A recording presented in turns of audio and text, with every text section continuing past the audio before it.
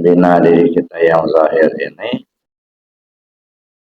artinya kita mengkaji hukum-hukum, ya, mengkaji hukum-hukum tentang sah, batal, halal, haram, dosa, pahala, surga, neraka. Kalau bicara tentang syariat tidak pernah lepas dari itu, ya, dari sah, batal, halal, haram, dosa, pahala, surga, neraka. Itu aja yang kita bicarakan dalam ilmu syariat atau ilmu fikih. Jadi dapat dikatakan ilmu syariat itu jalan bagi tubuh, supaya tubuh kita ini tahu apa yang harus dikerjakannya, mana yang halal, mana yang haram, mana yang sah, mana yang batal. Nah, ini luas sekali ilmu syariat ini, Bapak Ibu. Ada namanya fikih ibadah, ada fikih muamalah, ada fikih jinayah, fikih siasat, dan lain sebagainya. Ini banyak. Dan pendapat juga beda-beda. Karena yang namanya ilmu fikih, Majmu'atul Ahkam Syar'iyyatil Amaliyah Al-Muktasab min Adillatihat Tafsiliyah. Kumpulan daripada hukum-hukum syara yang sifatnya amaliyah, yang digali dari dalil-dalilnya secara rinci. Nah, jadi kalau misalnya puasa, ada dalil tentang puasa. Kalau zakat, ada dalil tentang zakat. Jadi kita mencari pendapat-pendapat para ulama. Fikih itu dapat dikatakan pendapat-pendapat para ulama. Makanya disebut dengan Majmu'atul Ahkam Syar'iyyatil Amaliyah, yang sifatnya amal, perbuatan. Hanya fikih ini ruang lingkupnya dua aja, ucapan dan perbuatan. Jadi kalau kita belajar fikih itu menyangkut masalah perbuatan dan ucapan. Kalau kita belajar di mana saja atau berapapun lamanya kita belajar, kepada siapapun kita belajar, kalau yang kita pelajari itu berkaitan dengan ucapan dan perbuatan, itu fikih.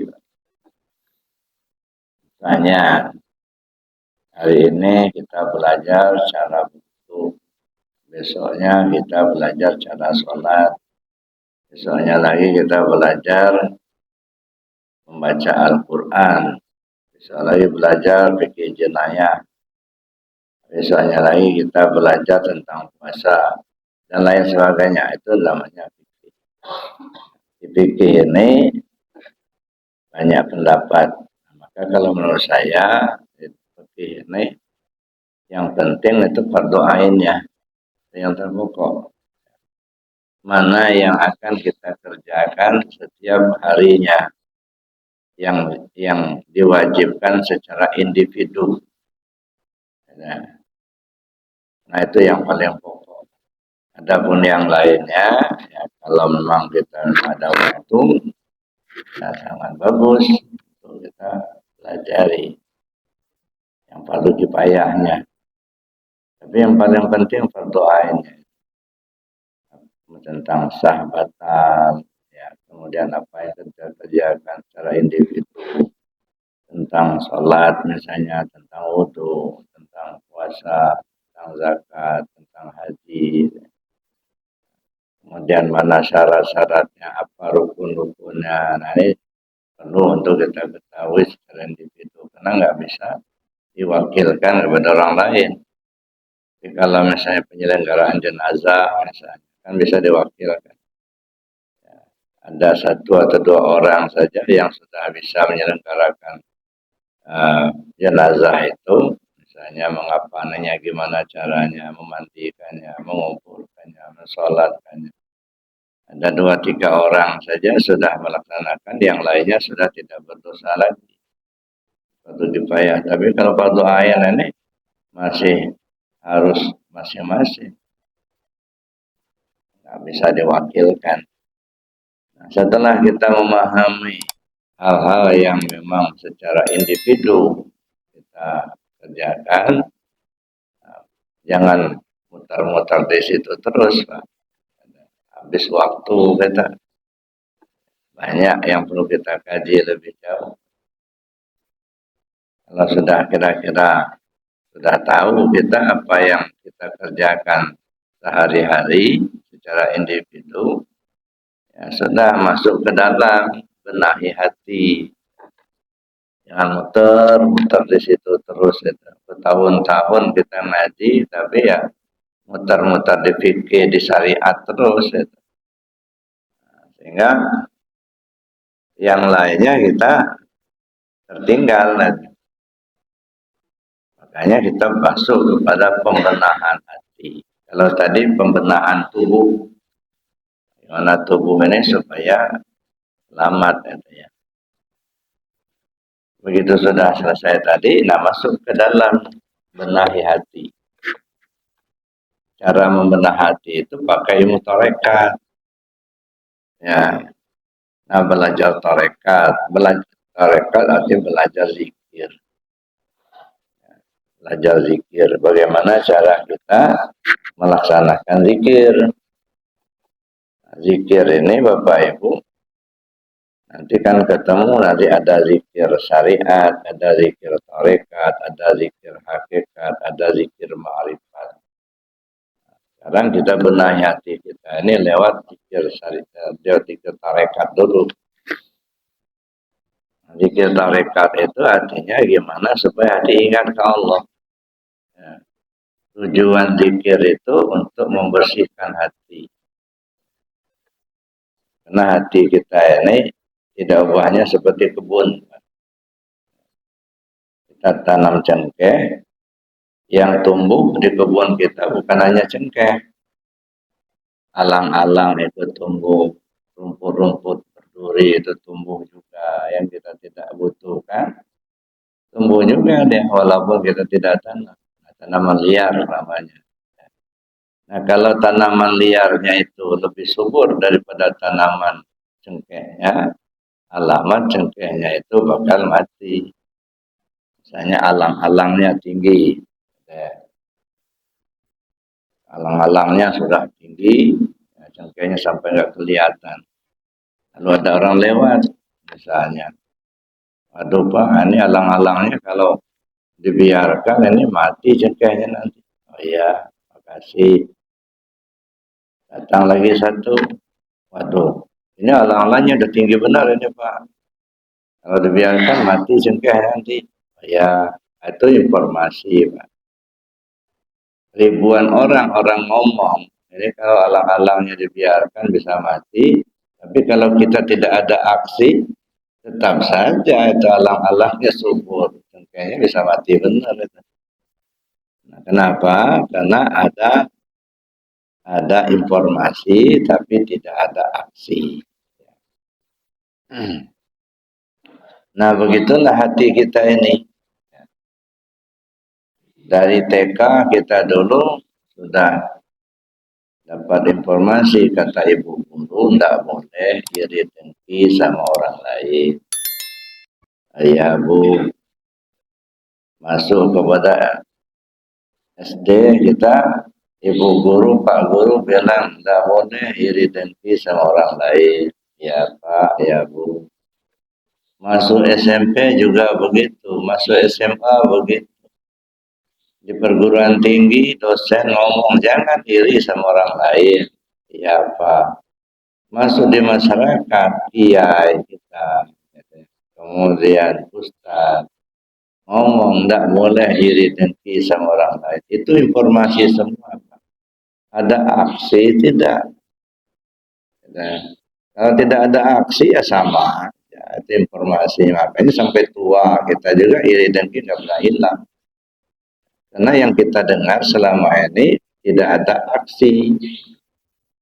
Mestinya ada aksi. Kayak cengkeh tadi, kebun tadi. Kalau dibiarkan alang-alang nih Pak, ini bisa mati cengkehnya. Itu kan informasi. Nggak usah banyak-banyak orang menyampaikan informasi, kita sudah tahu ambil rantap, semprot, atau babat habis, sehingga alang-alangnya musnah. Atau ada aksi cengkehnya, kita pupuk, kita siram, kita pagar, kita rawat lah itu, sehingga jadi subur. Jadi ada aksi. Nah gitu juga di hati ini, kebun hati kita ini. Tanaman aslinya itu tauhid, itu tanaman asli di hati kita. Tetapi kan yang tumbuh di kebun hati ini kan bukan hanya tauhid, iri, dengki, hasud, gitu ya. Hubul mal, hubul jah, merasa kita paling pintar, merasa paling benar. Itu mah penyakit semua itu tanaman liar semua itu. Nah kalau tidak ada aksi ya tetap saja sampai tua itu ya nggak akan habis itu. Sekarang setelah ada informasi itu, nah, ambil aksi. Gimana caranya membabat tanaman liar di hati kita? Nah, kembalikan kepada hadis Nabi. Kata Rasul SAW, likulli syai'in siqala wa siqalatul qalbi zikrullah. Segala sesuatunya itu ada alat pembersih. Pembersih hati itu zikir kepada Allah. Nah, ini jadi itu randapnya ketemu. Gitu. Nah, untuk membersihkan hati pakai zikir. Gitu. Nah, tapi kalau kita di hati kita memang sudah enggak respon dengan zikir, apa itu zikir itu bid'ah itu, enggak ada dasarnya, enggak ada dalilnya. Atau kalau sudah begitu sudah tertutup itu. Nah, jadi jangankan kita akan membersihkan hati kita, sama alatnya saja kita sudah nggak yakin. Kan baru alatnya itu, alat membersihkan. Makanya walaupun ilmu banyak, tapi iri, dengki, hasudnya itu tetap saja berkembang. Nah, kenapa? Karena memang tidak ada upaya kita untuk membabatnya, untuk membersihkannya. Nah, jadi setelah kita dikasih tahu sama Rasul sallallahu alaihi wasallam, likulli syai'in siqala wa siqalatul qalbi zikrullah.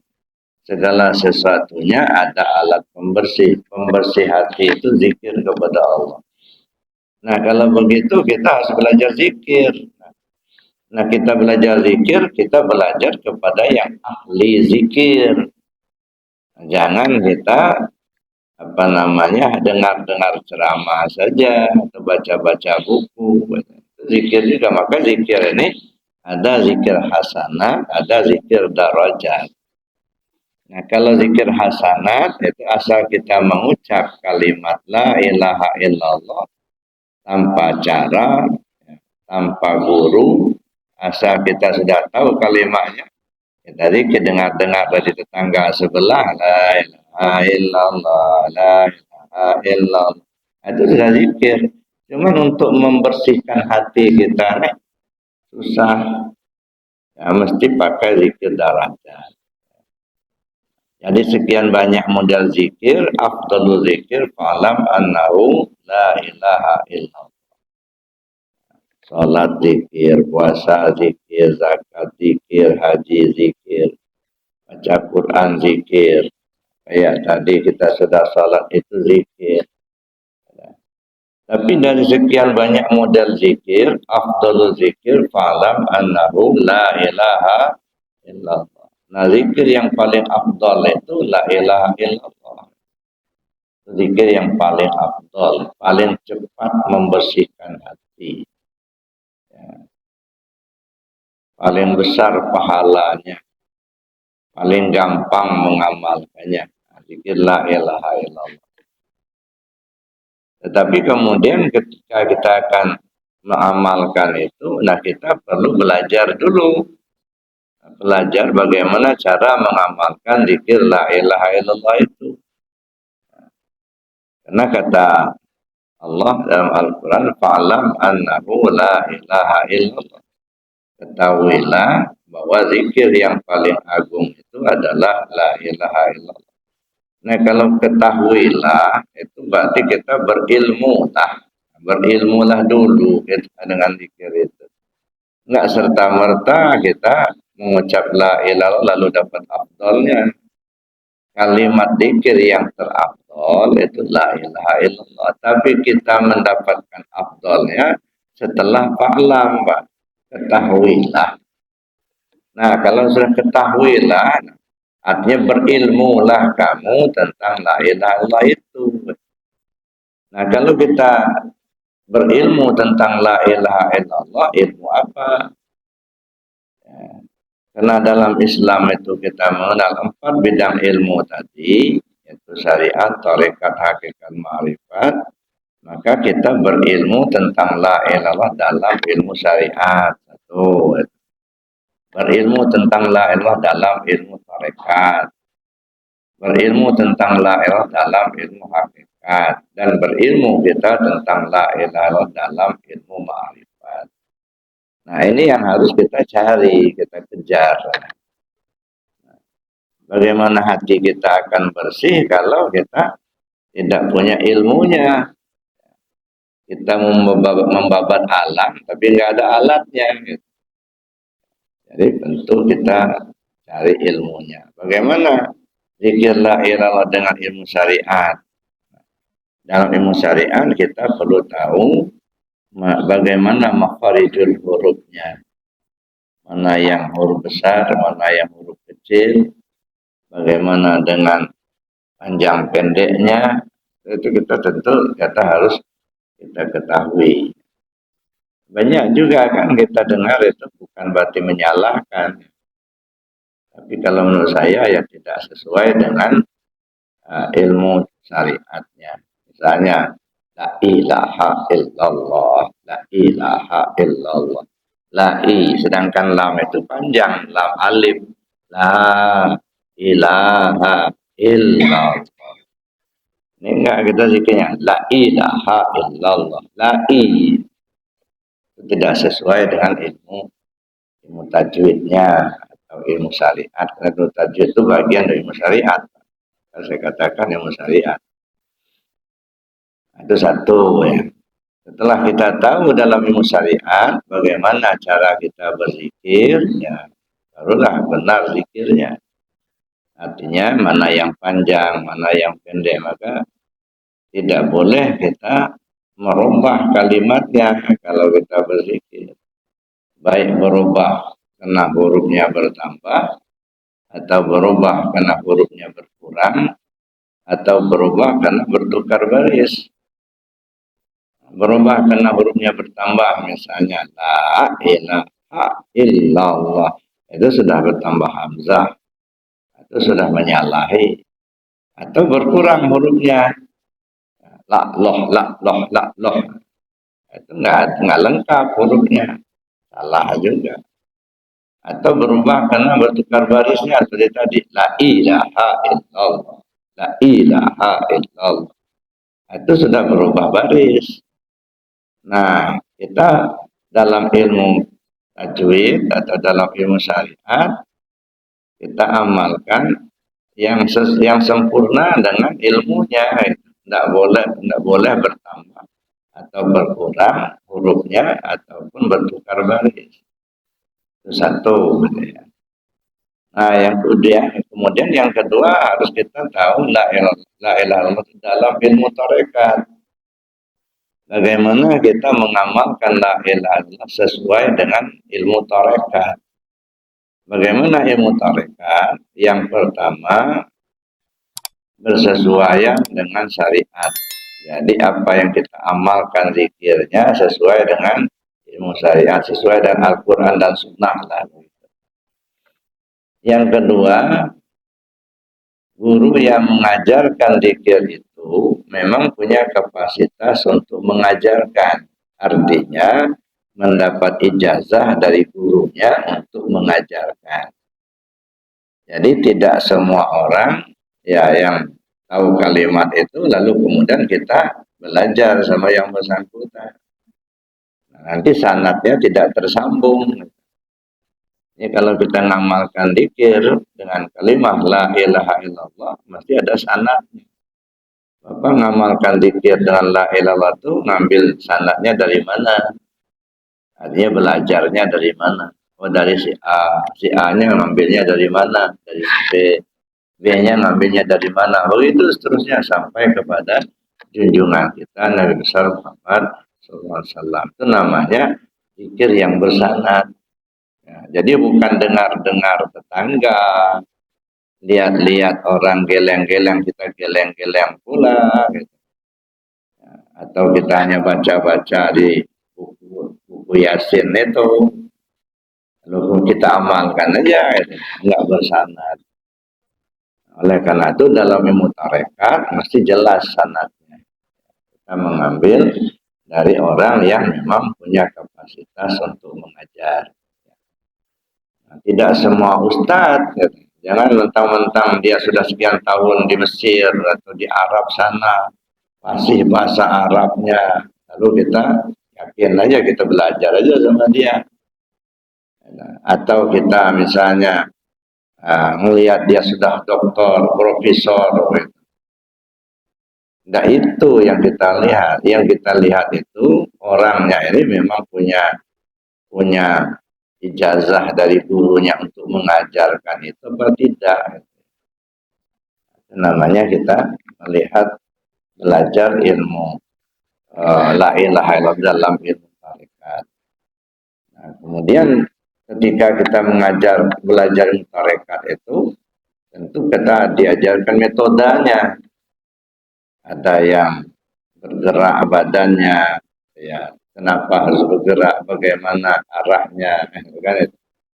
Nah, tidak hanya sekedar bergerak, ada maksud. Gitu.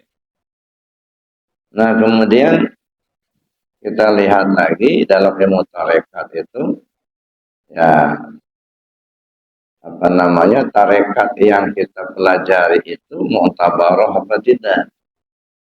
Nah, tarekat yang mu'tabaroh itu artinya tarekat yang bersesuaian dengan Al-Quran dan Sunnah.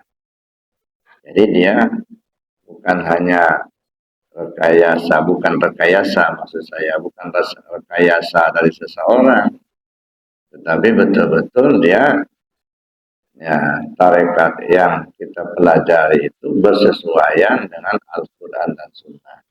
Dan ada juga yang mengamalkan zikir la ilaha illallah tapi tidak bersesuaian dengan Al-Quran dan Sunnah. Contohnya ada orang zikir dengan la ilaha illallah tapi telanjang bulat mengelilingi sumur tua. Dulu kan pernah ada ceritanya. Nah, sekelompok orang ya dalam pengajian ya setelah jam 12 malam zikir mengelilingi sumur tua di rumahnya lalu telanjang bulat. Nah, ini sudah nggak benar. Ya. Atau dulu pernah kejadian juga ya jadi orang mereka zikir ya, dengan melingkar begitu selang-selingi laki perempuan sambil mengucap la ilaha illallah si perempuan memegang alat vital laki-laki. Nah kan ribut dulu. Nah ini sudah jelas bertentangan dengan syariat, tidak benar. Ya, kita harus selektif. Tarekat itu banyak apa? Nah, bahkan ratusan macam. Di Indonesia ini saja mungkin ada sekitar 300-an tarekat ya. Tapi yang muntabaroh itu ya sekitar 44 macam tarekat. Ada tarekat Qadiriyah, ada Naqsabandiyah, ada Qadiriyah Naqsabandiyah, ada Saziliyah, ada Sanusiyah, ada Samaniyah, itu macam-macam tarekat. Tarekat-tarekat tersebut tergolong tarekat muntabaroh. Kenapa tarekat muntabaroh? Karena bersesuaian dengan Al-Quran dan Sunnah. Ini kalau kita belajar tarekat. Jadi tidak sembarangan kita ya mempelajari tarekat itu. Kita lihat dulu orangnya terlebih dahulu. Kapasitasnya memang ada ijazah dari guru yang untuk mengajarkannya apa tidak. Nah, kemudian yang ketiga kita belajar zikir la ilaha illallah itu dalam ilmu hakikat.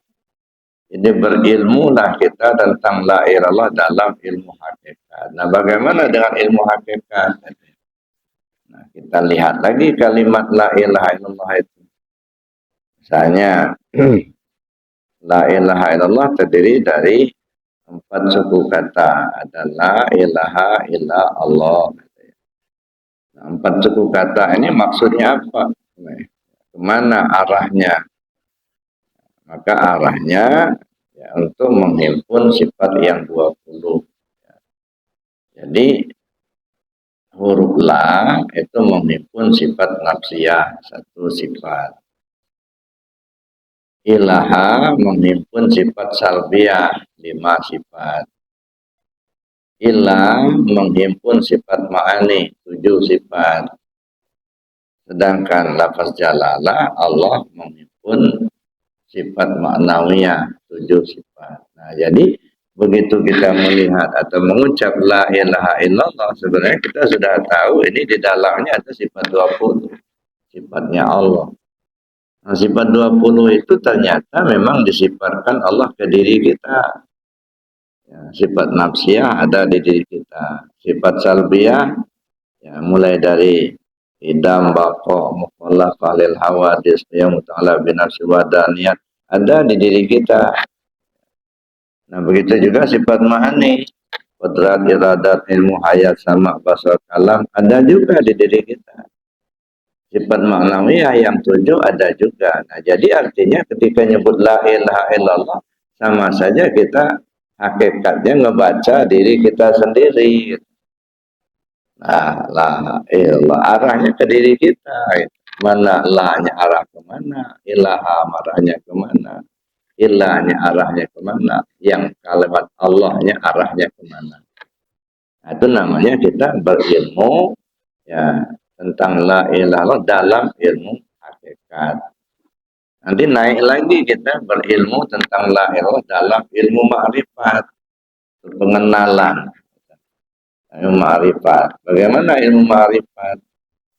Dan mengenal diri kita. Kalau tadi dalam hakikat kita pahami kalimat la ilaha illallah menunjukkan diri kita, tetapi bagaimana kemudian hakikat daripada diri kita ini ya, mengenal siapa diri kita ini sehingga kita tahulah kita dengan Tuhan kita. Man arafa nafsahu faqad arafa rabbahu. Siapa orang mengenal dirinya, maka kenalah dia kepada Tuhannya. Maka kita perlu mengenal diri kita.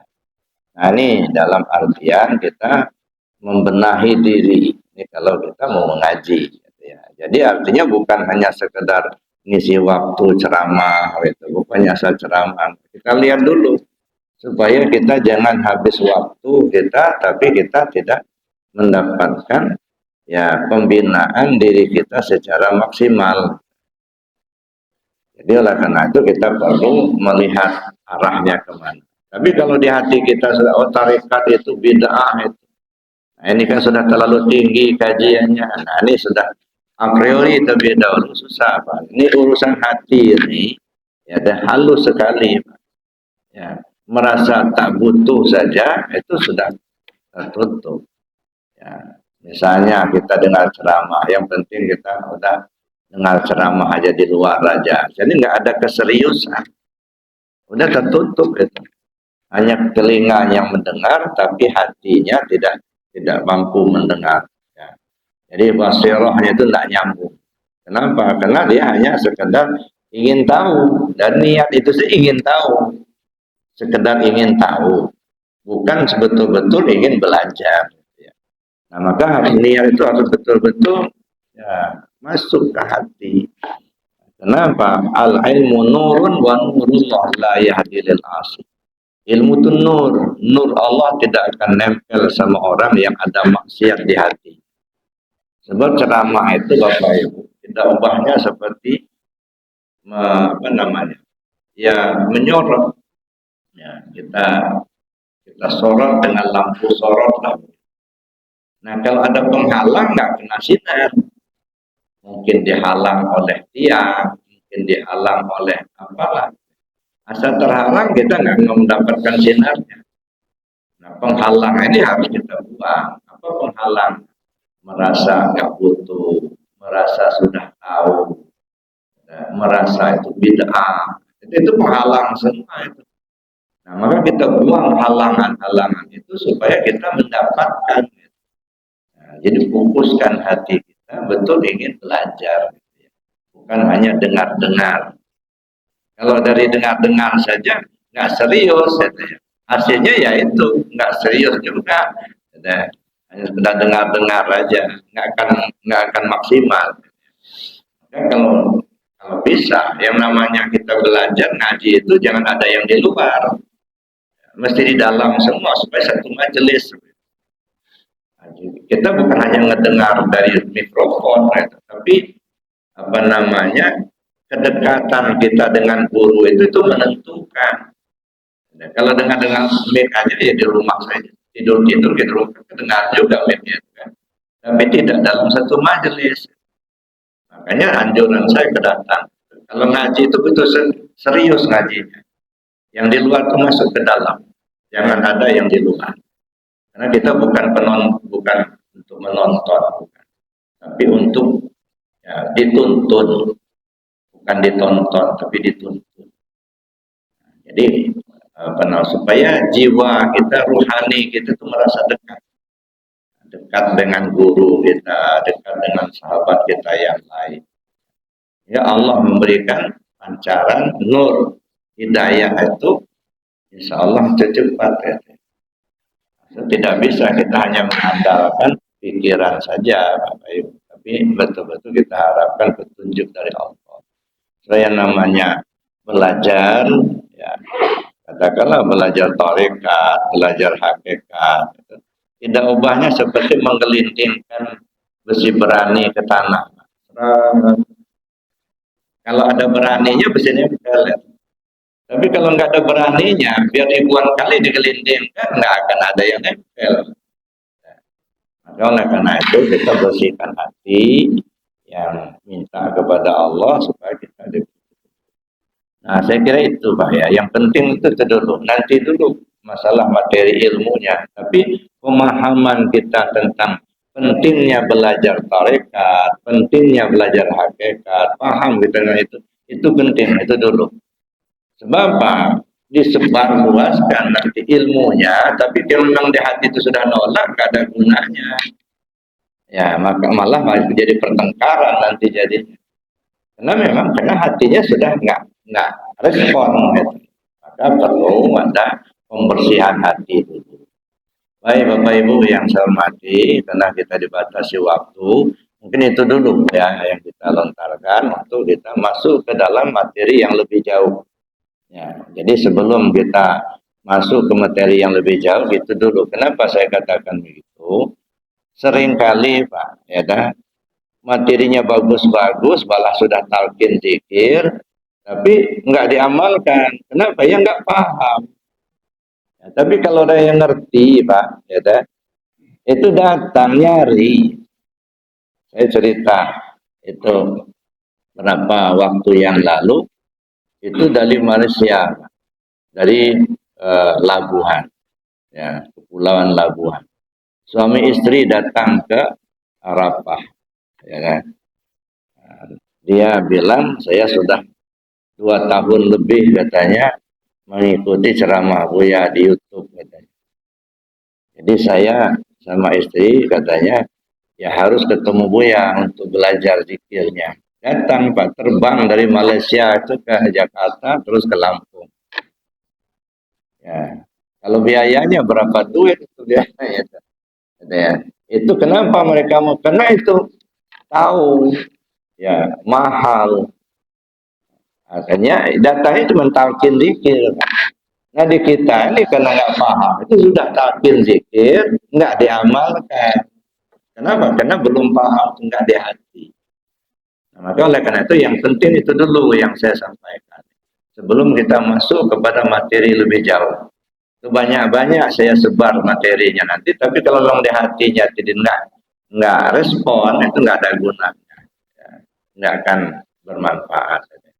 Jadi itu saja dulu ya, mungkin ada hal-hal yang ingin kita diskusikan. Sementara saya akhiri, Assalamualaikum warahmatullahi wabarakatuh. Silakan Pak, kalau ada.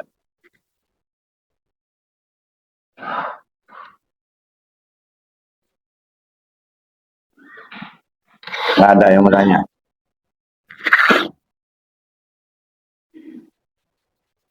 Ibu, ada yang bertanya, mestinya ada protokol lah ini ya.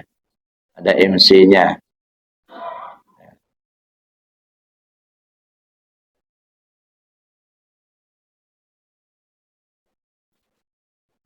Coba dilontarkan aja apa kira-kira yang terasa di hati gitu ya.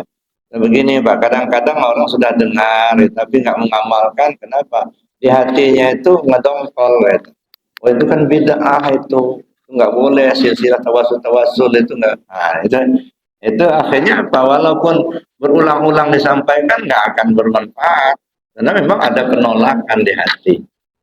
Nah, apa yang Bapak mau, Ibu maukan, apa yang terasa di hati dalam pemikiran Bapak Ibu tentang amalia zikir terutama, atau tentang ilmu tasawuf atau ilmu tarekat gitu ya. Ya, ada yang mau tanya? Silakan. Ya, silakan Bu. Waalaikumsalam warahmatullahi wabarakatuh. Kita mau tidur, apakah kita sama aja amalannya dengan karena kita dengarkan aja, jadi nggak usah membaca. Dengarkan aja, enggak.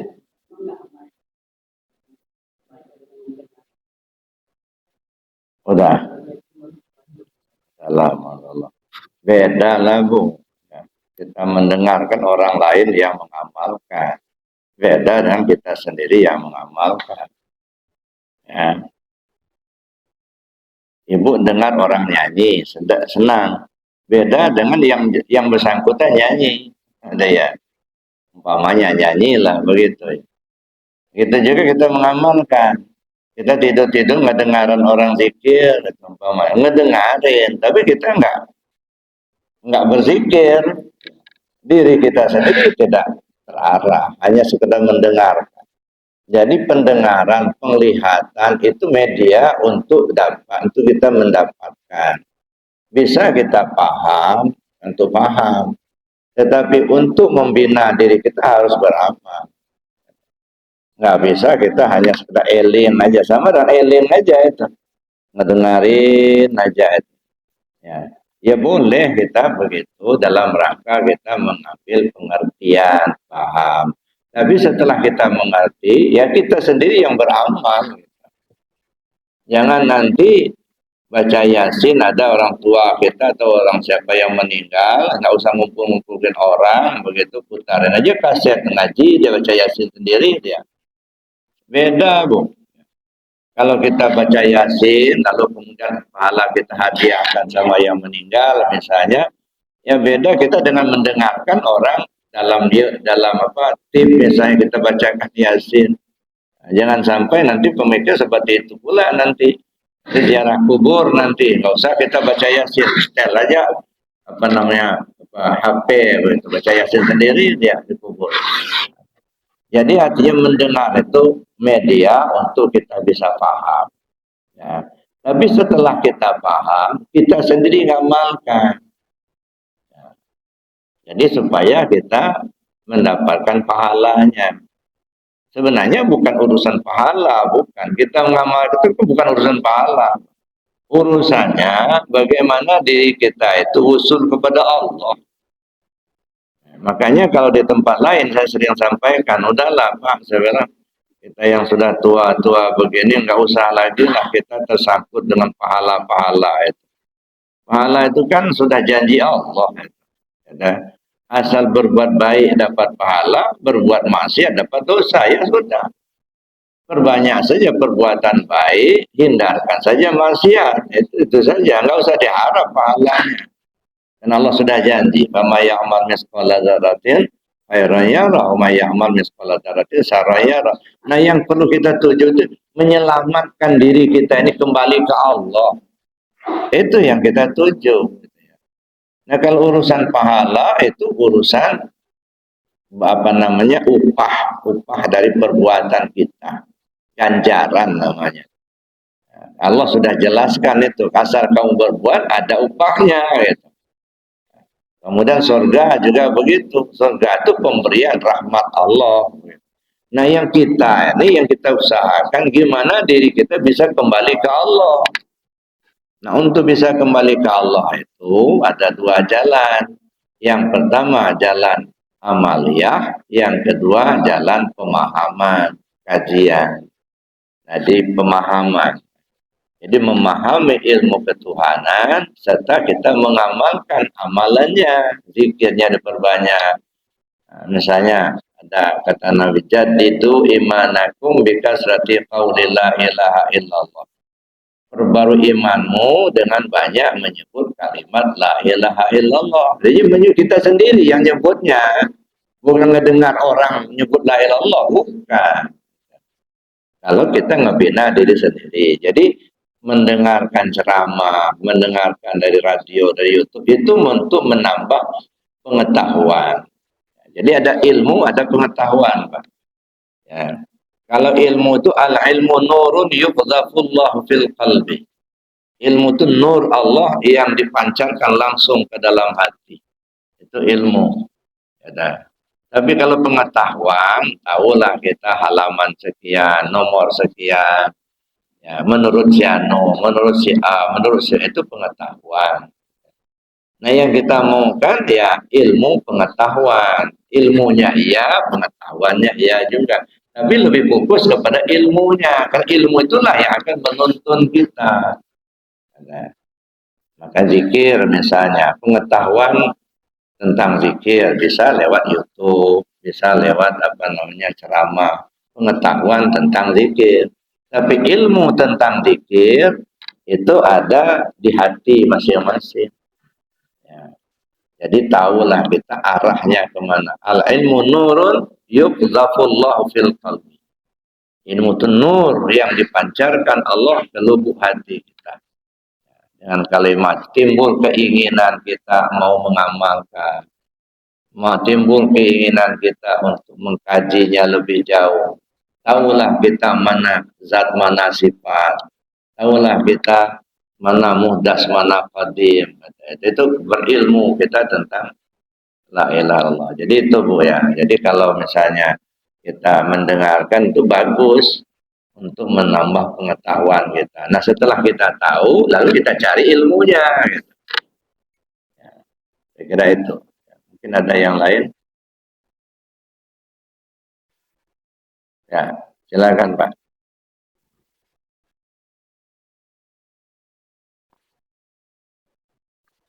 Terima kasih. Saya mau nanya. Dari yang bertakbir seperti apa? Maksudnya? Ya, kalau tadi kan bisa yang lebih zikir ya, ada yang kurang. Jadi yang benar itu bagaimana?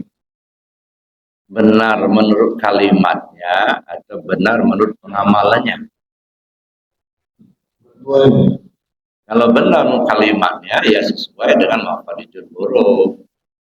La-nya dipanjangkan, la ilaha illallah. Itu benar menurut mafarijul huruf.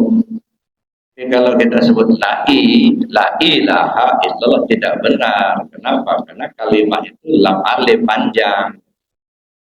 Kalau lamnya tidak panjang, itu tidak benar. Itu benar menurut sebutan. Ya. La ilaha illallah. Itu benar. Kenapa? Karena sesuai dengan makhraj hurufnya, sesuai dengan barisnya. La-nya la panjang, la ilaha illallah. Itu benar dalam sebutan. Kalau kita sebutkan la ilaha illallah itu tidak benar. Kenapa tidak benar? Karena tulisannya ada lam alif. Nah dibacanya lai, hilang alifnya. Makanya nggak benar. Itu satu, benar dalam sebutan. Yang kedua, benar dalam pengamalan. Nah, benar dalam pengamalan itu kita mengamalkannya itu berdasarkan pelajaran yang disampaikan oleh guru yang memang dia punya kapasitas untuk mengajarkan. Itu namanya bersanad. Ya, kita ngamalkan dzikir la ilaha illallah, kita ngambilnya dari mana?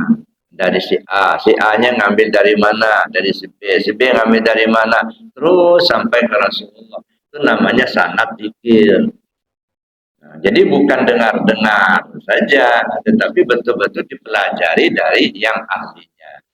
Alam tara kaifa daraballahu masalan kalimatan thayyibatan asluha sabitun wa far'uha fis sama. Bukankah kalimat thayyibah itu bagaikan pohon yang rindang, yang besar, yang akarnya menancap ke dasar bumi, dahannya menjulang sampai ke langit. Nah, nancap ke bumi itu artinya ditanam, Pak. Ya. Tapi, ya, alam tara kaifa daraballahu masalan kalimatan khabisatan. Nah, kalimat khabisah artinya kalimat yang disebar. Ya, bukan ditanam, dia labil. La ilallahnya sama, cuman karena disebar, akarnya tidak merancap ke tanah. Tanah mana? Tanah hati kita ya. Tidak menjulang ke langit pikiran kita, nggak paham. Nah, hanya kita tahu dengan kalimatnya, tapi tidak ditanam, labil, Pak. Ibarat jagung, jagung kalau ditanam kan kuat akarnya itu. Nah, tapi kalau disebar saja itu tumbuh tapi menyebar akarnya tidak kuat. Nah, maka belajar mengamalkan yang benar dalam amalia itu mempelajari secara langsung kepada yang ahli zikir. Bukan hanya dengar-dengar saja, tetapi dipelajari, diambil dari yang ahli zikir. Siapa yang ahli zikir? Yang mereka yang memang punya kapasitas untuk mengajar. Ya, gurunya memberi izin kepada muridnya itu untuk mengajarkan zikir itu atas nama guru itu. Dalam bahasa tasawuf mursyid namanya, pembimbing. Ya. Itu Pak. Jadi benar dalam ucapan, sebutan benar dalam pengamalan. Ya mungkin ada sudah Pak ya. Kalau ada yang lain silakan.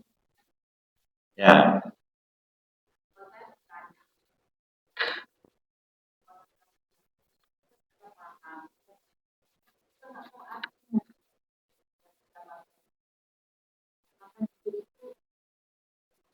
Zikir apa maksudnya?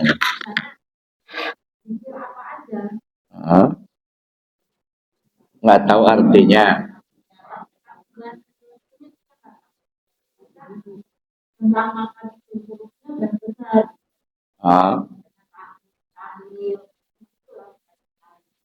Ya kalau zikirnya itu zikir hasanah nggak masalah. Misalnya kita subhanallah walhamdulillah wala ilaha illallah wallahu akbar kan zikir itu kan. Kita nggak paham, tapi kita sudah hafal benar ya nggak apa-apa. Karena kita tidak dituntut untuk menerjemahkan. Yang dituntut itu keyakinan kita terhadap amalan itu. Gitu. Ya. Lebih paham lebih bagus gitu. Kalau kita pahami bagus. Nah, cuman kalaupun kita tidak mengerti, asal benar amalan itu diajarkan oleh guru yang memang mengerti tentang itu. Ya kalau tajwidnya belajar dari guru yang ahli tajwid, yang ngerti lah. Nggak mesti harus ahli benar, gitu. Yang ngerti mana panjang, mana pendeknya, gitu kan. Nah kita amalkan, tapi yang ngerti, artinya nggak tahu kita ya nggak masalah, amalkan saja, ya, sekedar untuk amalan, gitu ya. Tapi lagi-lagi untuk meningkatkan kualitas diri kita harus kita paham dan mengerti. Ada yang paham tapi tak mengerti. Nah, paham dia bahwa ini untuk apa? Untuk amalan, gitu ya. Tapi tidak mengerti.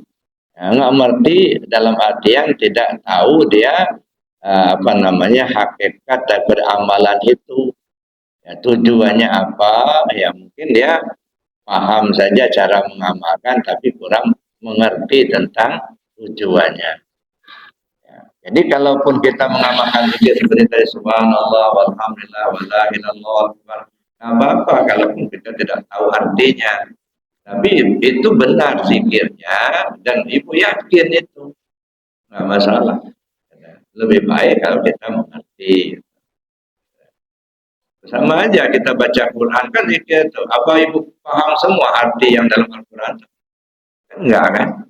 Nah, tapi boleh nggak? Ya boleh, nggak masalah. Nggak usah baca Quran. Bacaan sholat aja tak? Apa bapak ngerti semua bacaan dalam sholat? Ya. Rabbi afirli warhamni wajburni warfa'ni warzuqni. Apa paham semua? Ngerti semua nggak itu artinya? Ya mungkin tidak. Sah sholat, insya Allah sah. Ya, kan? Karena sahnya ibadah sholat itu tidak dituntut harus mengerti apa yang dibaca. Cuman lebih bagus kalau kita mengerti apa yang kita baca. Makanya tadi kita perlu untuk berilmu tadi. Itu mengerti itu bisa artinya berilmu tentang itu. Saya kira itu Bu ya. Mungkin ada yang lain? Ada Bapak silakan. Di dalam pengamalan dalam berzikir kan ada dua cara, pelafalan dan di dalam cara untuk melafalkan, untuk mengamalkan zikir dalam hati agar terus mengingat Allah dimanapun dan kapanpun sebagaimana. Dan yang kedua, apa bedanya ilmu tasawuf, ilmu hikmah dan ilmu sihir? Nah inilah yang disebut dengan talqin zikir. Talqin zikir itu mempelajari cara berzikir dengan secara khusus. Jadi tidak dalam ceramah. Talqin zikir itu artinya menanamkan cara berzikir itu. Nah, kalau bahasa Arabnya talqin zikir, belajar cara berzikir. Jadi nanti kalau belajar cara berzikirnya dengan cara khusus, gitu ya. Dalam keadaan berwudu kita, dan kalau menutup aurat, kemudian ada pengantar-pengantar tersendiri. Makanya itu dipelajari secara khusus namanya talqin zikir. Nah, yang satu, yang kedua, caranya itu ya harus dilakukan sesuai dengan petunjuk. Bagaimana cara zikirnya? Kan petunjuk Allah dalam Al-Quran. Wazkur rabbaka fin nafsik. Ya, sebut nama Tuhan pakai hati. Nah, jadi zikir itu ada yang zikir yang diucapkan, ya, ada zikir yang diingat, ada zikir yang dirasa, ada zikir yang dipandang. Jadi zikir syariat, tarekat, akal ma'rifat ini kan masing-masingnya beda. Kalau zikir syariat sebutan dan ya perbuatan. Itu zikir syariat, baca Quran kita dengan suara yang mengalun-alun atau seperti tadi gitu ya. Astagfirullahaladzim alladzi la ilaha illa huwal hayyul qayyum wa atubu ilaih. Itu zikir syariat. Nah, atau kita baca dengan suara yang merdu, la ilaha illallah. Itu zikir syariat. Nah, ini macam-macam zikir syariat. Silakan aja membaca Quran, membaca tasbih, istighfar, itu zikir syariat. Nah, beda dengan zikir tarekat. Kalau zikir tarekat, ingat hati kepada Allah. Nah, bagaimana cara ingat itu? Pertama sebut nama, lalu kemudian kita pahami ingat sama yang punya nama. Yang diingat itu yang bernama Allah. Di kita ini kan baru sebatas kadang-kadang yang diingat itu nama Allah itu yang diingat. Tapi nggak paham. Ya siapa yang bernama Allah itu? Yang kita sebut nama. Nah, kita sebut nama ingat sama yang punya nama. Ya, kayak nama Pak siapa nama? Andrian itu nama. Dan apa Andrian itu saja yang kita ingat-ingat? Enggak. Yang kita sebut nama Andrian. Begitu orang Andrian, paham kita siapa Pak Andrian itu. Itu namanya kita memahami. Yang kita ingat itu Allah, Pak. Allah, zat yang bernama Allah. Ya, bukan namanya, nama itu sebutan. Allah itu sebutan nama. Ya. Nah, yang kita ingat itu zat yang bernama Allah itu. Nah, itulah perang tasawuf, Pak. Mengenal Allah. Nah, jadi maka masuk ke pertanyaan kedua, apa bedanya tasawuf dengan ilmu hikmah dengan sihir? Beda. Kalau ilmu hikmah itu tujuannya merasa ada kemampuan. Nah, kamu amalkan ini, nanti kamu akan bisa begini. Itu namanya ilmu hikmah. Ya, ada rasa kemampuan kita setelah kita mengamalkan sesuatu. Tapi kalau tasawuf enggak. Tasawuf itu untuk mengenal diri supaya kenal kepada Allah. Kalau sudah kenal kepada Allah itu kosong, Pak. Kita enggak ada apa-apanya, enggak. Jadi belajar tasawuf itu mengosongkan diri. Semakin kita kaji tasawuf, semakin terasa tak punya. Coba saya tanya. Bapak Ibu punya ruh apa tidak? Ada ruh atau enggak? Ada. Enggak, terus terang aja, enggak usah ragu-ragu. Ya, Bapak ada ruh enggak? Ada. Pernah bikin ruh? Nah, gimana ceritanya? Pernah beli? Enggak juga. Pernah tanam? Enggak juga. Bikin tak pernah, beli tak pernah, nanam tak pernah, kok bisa punya? Dari mana dapat? Hah? Diciptakan Allah, dititipkan. Kalau dititipkan punya bapak apa bukan? Nah itulah. Kan punya Allah itu, kenapa aku punya? Udah jelas dititipkan Allah, punya Allah itu bukan punya kita. Orang nitipkan motor sama kita, menganggap itu punya kita. Benar atau salah? Ya salah. Ya, itu bagaimana kita merasakan itu bukan punya kita loh, itu punya Allah. Gitu. Itu kajian tasawufnya.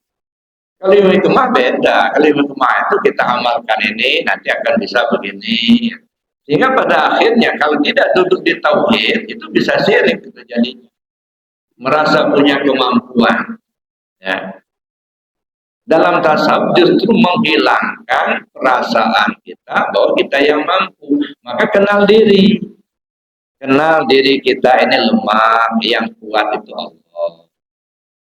Kenal diri kita ini buta, yang melihat itu Allah.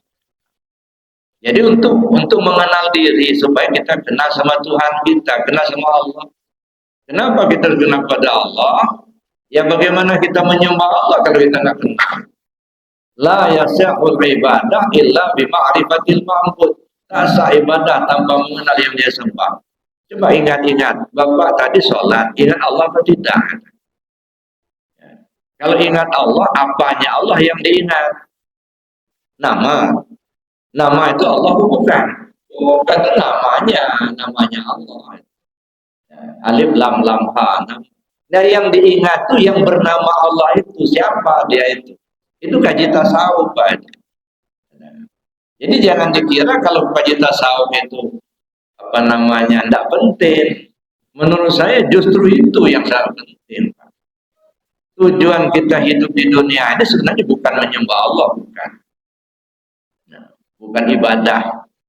Ya, nah, tujuan kita hidup di dunia ini bukan untuk beribadah. Sebenarnya awalnya tujuan utama kita hidup di dunia itu mengenal Allah. Ya, dalam Al-Quran kan disebutkan ya, wa ma khalaqtul jinna wal insa illa liya'buduni ay liya'rifuni. Tidak kujadikan jin dan manusia ini melainkan supaya mereka mengenal aku. Ana kanzan makhfiyah fa uhibbu an u'rafa fa khalaqtul asya' liya'rifuni. Saya ini kata Allah berbendahara yang tersembunyi. Saya senang untuk dikenali, maka aku jadikanlah makhluk ini supaya mereka mengenal aku. Nah itu tujuan utamanya. Nah, contohnya lagi, Bapak Ibu misalnya kedatangan orang, ya, katakanlah orang ini ya sudah tahulah namanya si Badu lah namanya, ya. Nah, dia datang ke rumah Bapak. Sementara Bapak ada kepentingan untuk keluar rumah. Mau nggak nyerahkan kunci rumah sama orang itu? Ibu mau nggak? Ya itu dijawab dong, supaya jangan tegang gitu. Dan mau nggak ibu nyerahkan kunci rumahnya? Nggak mau. Kenapa tidak mau? Karena tidak kenal, ya begitu, gitu. Kalau tegang terus nggak masuk pikiran kita, Pak. Ya, dan karena nggak kenal. Kenapa kalau nggak kenal? Tidak percaya, kan gitu. Khawatir kan tidak percaya, ya kan? Nah kalau begitu kenal dulu baru percaya, apa percaya dulu baru kenal? Nah kenal dulu baru percaya. Ibu sudah percaya sama Allah belum? Sudah kenal sama Allah? Nah, ini kan? Katanya sudah percaya sama Allah, tapi belum kenal sama Allah. Pantasan disuruh sholat kamu sholat, dilarang maling malah dikerjakan maling, dilarang judi malah judi online berjalan terus. Karena nggak kenal. Yang dikenal cuma hukum-hukum. Ya, tapi yang Allah yang bikin hukum itu kita nggak kenal. Makanya wajarlah kalau banyak yang merasa beriman katanya sama Allah, tapi syariat Allah dilanggar terus. Korupsi merajalela, judi merajalela. Ada tengah-tengah umat Islam. Kenapa? Yang itu tak kenal. Maka disitulah pentingnya kenal itu dulu. Nabi Muhammad itu mendakwakan Islam ini, Pak. Enggak yang mengajarkan sholat itu. Enggak. Yang diajarkannya apa? Mengenal Tuhan. Mengenal 13 tahun Rasul berdakwah di Mekah itu memperkenalkan Allah itu dulu. Mengerti dulu tentang Allah itu. Jadi jangan diremeh, jangan dianggap remeh ilmu tasawuf itu. Nggak kenal Bapak dengan Allah itu kalau nggak belajar tasawuf, Pak. Paling-paling kenal nama. Siapa nama itu Allah. Tapi siapa yang bernama Allah nggak tahu. Lalu ingat Allah, apanya Allah yang diingat? Jangan-jangan kita sholat tadi badan zahirnya yang sholat, tapi hatinya nggak ingat sampai siapa yang disembah. Tunggang-tunggiklah badan itu sholat, tapi di dalamnya nggak kenal sama Allah yang disembah itu siapa. Rajin kelihatan zahirnya, tapi hatinya tidak dekat dengan Allah. Padahal Allah perintahkan itu, wazkur rabbaka bin nafsik. Sebut nama Tuhan pakai hati. Tadarruan wa khifatan. Dengan rasa rendah diri, rasa takut. Wa duna jadi bilang qaul, jangan bersuara. Bil ghudwi wal asal, pagi, sore, siang, malam, sehat, sakit, lapang, sempit. Wala takum minal ghafilin, jangan sampai lengah. Sedetak jantung, sambus napas tak ingat Allah, itu dosa apa? Itu dosa itu bukan hanya maling, enggak ingat Allah sudah dosa. Ya. Idza dzakartani sakartani wa idza nasitani kafartani. Kalau kamu ingat aku, kata tanda syukur. Tapi kalau kamu lupa aku, tanda kufur. Contohnya ini. Ini yang saya contohkan. Ini air, Pak.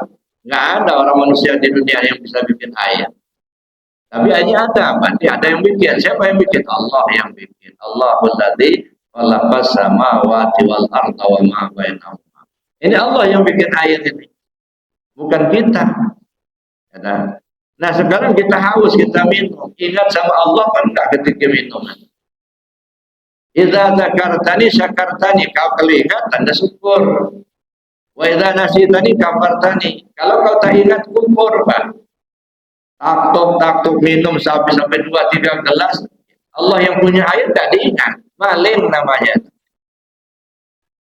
Makanya kata Allah, kufur nikmat. Ya. Itu tuh, jadi mengaji tasawuf itu untuk mengenal Tuhan yang kita sembah itu yang penting. Maka saya bilang singkirkan dulu lah pikiran kita di surga, pahala. Tunggang tunggi lah kita ibadah seumur hidup, apa ada jaminan masuk surga? Nggak ada. Nggak bisa dibeli, nggak. Surga itu rahmat Allah, pemberian Allah. Nah Allah yang akan beri surga itu udah kita kenal. Gitu. Cuma kenal namanya doang. Nah, padahal dia ketemu. Nah, zat sifatnya, asma afalnya kita belum kenal. Mana hakikat? Nah, misalnya, ada ini gelas. Ini kan pakai gelas kaca nih Pak. Kelihatan nggak Pak ayatnya ini? Kelihatan? Nggak terhambatkan dengan gelas. Nah, sampai seperti itu tasawuf. Ini kan bayangan semua ini Pak. Yang kelihatan ini bayangan semua. Nah, bukan wujud aslinya. Mana yang wujud asli Bapak itu? Nah, itu kaji tasawuf. Jangan terhambat dengan bayangan. Banyak orang terhambat tak melihat air karena ada hambatan gelas. Orang yang ngerti, dia tidak terhambat dengan gelas, tidak terhambat dengan bayangan. Kita ini banyak terhambat dengan bayangan. Ada ya. Nah, tidak tahu kita siapa wujud asli diri kita ini. Makanya tidak merasa dekat dengan Allah, tidak merasa penting belajar tasawuf, kayak diremehkan betul. Bapak kalau punya senapan, nggak ada pelurunya, bisa nembak nggak? Nggak bisa. Tasawuf itu ibarat pelurunya itu Pak. Bawa pedang tapi nggak tajam. Mau motong apa? Nah, jadi tasawuf itu kan ada 3 ya. Islam, iman, dan ihsan. Islam itu ibarat kulit, itu aturan-aturan Pak. Islam itu sah, batal, halal, haram, itu Islam, aturan. Iman itu ibarat isi, keyakinan hati. Ihsan itu tasawuf, rasa. Jadi kalau saya ibaratkan buah, itu kulit, isi, rasa. Islam itu ibarat kulitnya, iman itu ibarat isinya, ihsan itu ibarat rasanya. Jadi kulit membungkus isi menyimpan rasa. Bapak kalau beli durian, yang dinikmati apanya? Rasanya, bukan isinya. Rasanya. Ya. Tapi tidak akan kita temukan rasa itu kalau ya nggak ada isinya. Ada isi, kalau nggak dibungkus kulit, nggak berani pula kita makannya. Ya terletak itu durian, nggak ada kulitnya lagi. Ya, hampir sama dengan yang keluar kemarin sore. Mau nggak makannya itu? Enggak. Jadi kulit membungkus isi menyimpan rasa. Yang kita nikmati rasa, makanya tidak terasa nikmatnya kita beribadah kalau tidak dengan tasawuf. Nggak mendapatkan rasa. Ada orang, pokoknya saya bersariat aja yang benar, nggak usah bertasawuf. Ya silakan aja. Tapi ibaratnya makan kulit aja. Ya kalau kulit mangga, kalau kulit durian dia makan, buka-buka bibir. Syariat itu kulit Pak. Kenapa ada kulit? Itu yang kelihatan. Nggak ada orang tahu bapak, ibu-ibu ini punya iman apa enggak. Nggak kelihatan. Paling-paling orang mengatakan, oh si ibu itu punya iman. Dari mana kamu tahu? Dia sholat. Itu gejala yang ditimbulkan iman. Oh si bapak itu kuat benar imannya. Kau tahu dari mana? Dia tiap malam tahajud. Itu kan gejala. Yang imannya itu seperti apa? Contohnya lagi satu. Allah itu satu. Qul wallahu ahad. Katakan hai Muhammad, Allah itu satu besar. Nah, bagaimana Bapak Ibu berpikir tentang Allah satu? Apakah satunya itu dalam bentuk angka satu atau satunya dalam bilangan satu? Ya, kalau satunya dalam bentuk angka satu, ketika kita menulis angka satu, titik dulu, tarik, kemudian berhenti titik. Ada awal, ada akhir. Allah tiada awal, tiada akhir. Berarti satunya Allah bukan angka. Oh bilangan satu. Setelah satu ada 2. Sebelum 1 0 0. Berarti ada awal, ada akhir. Puncak bilangan 9. Kan puncak bilangan kan 9. Ya, cobalah kita perhatikan bilangan awal mulanya 0, muncul 1. Ya, berkembang 2, 3, 4, 5, 6, 7, 8, 9. Itu puncak bilangan. Nah, setelah 9, balik lagi 1 tambah 0. 1 tambah 2. Sudah penambahan aja. Tapi puncak bilangan 9. Berarti ada akhir, ada awal, ada akhir. Jadi Allah itu bukan satu dalam bentuk angka atau bilangan. Bukan.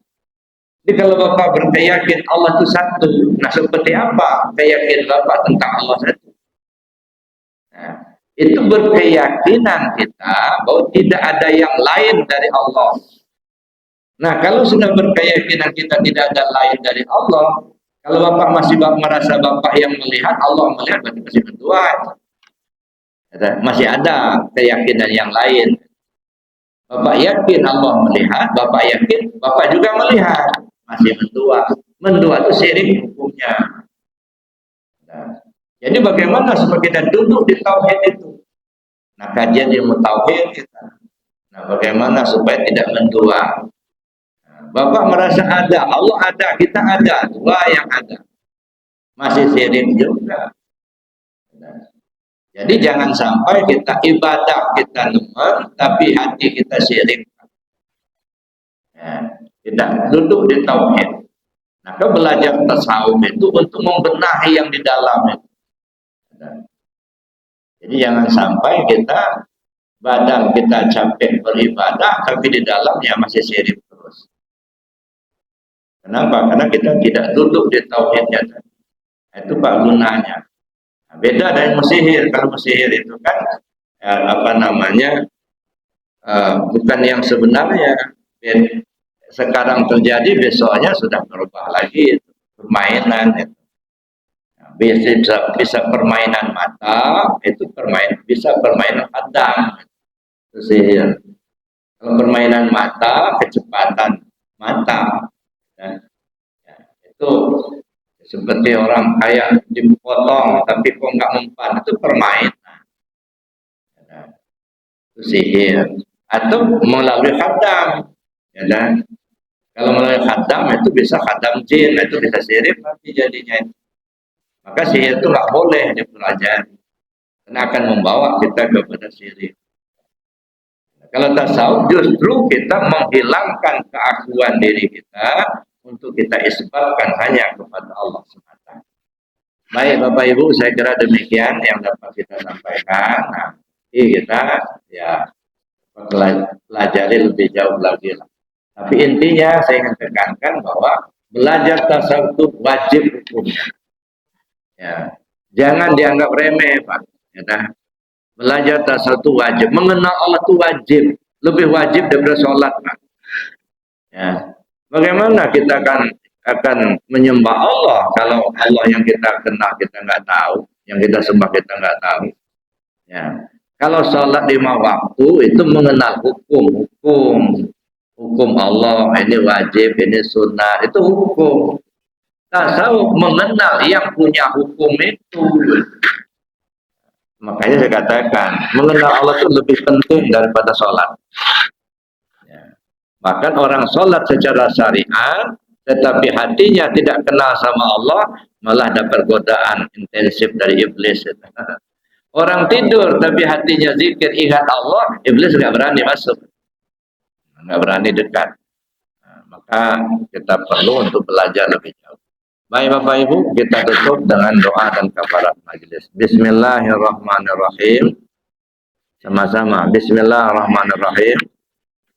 Allahumma inni astaudi'uka ma 'allamtani wardudhu ilayya inda hajati wala tansani ya rabbal alamin. Subhanakallahumma wa bihamdika asyhadu an la ilaha illa anta astaghfiruka wa atubu ilaik. Assalamualaikum warahmatullahi wabarakatuh.